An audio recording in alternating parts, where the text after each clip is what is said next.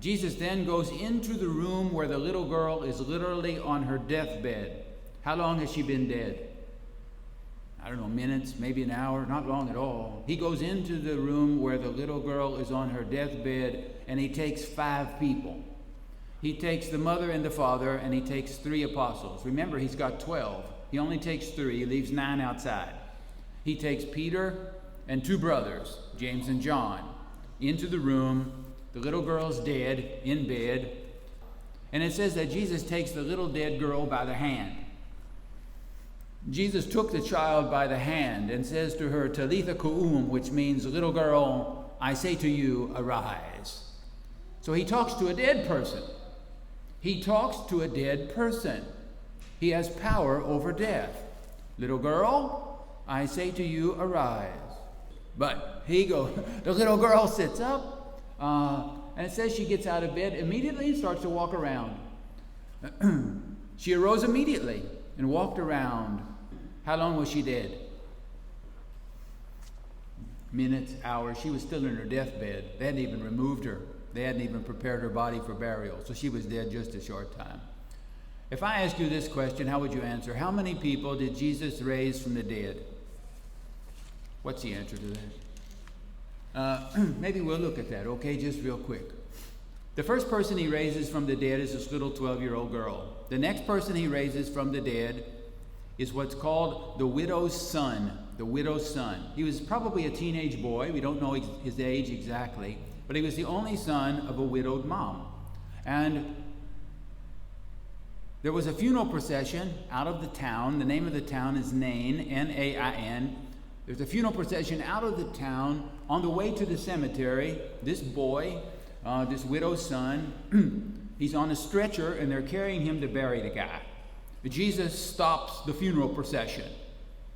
He talks to the dead man again. He has power over death. He talks to the dead man. He says, young man, I say to you, arise. The dude's on the stretcher. Whoop, up he comes. Up he comes.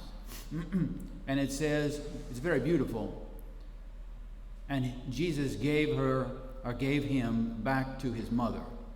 And Jesus gave him back to his mother. It's very beautiful. How long was he dead? More than minutes. More than minutes. If you've ever watched the TV and seen any of the terrible terrorist attacks in the Middle East, where some Jewish people are killed, they are buried within 1 day. Within 1 day. Orthodox Jews to this very day will bury people within a day. They never embalm bodies. They will never take the blood from a body because they believe that the life is in the blood, so they won't take the blood from the body.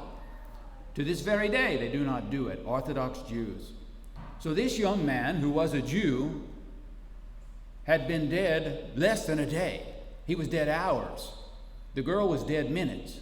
This dude is dead hours. And who's the next person he raises? Lazarus. How long is he dead? 4 days. Do you see what's occurring here? First, the little girl is dead minutes. Then the widow's son is dead hours. And then Lazarus is dead what? Days.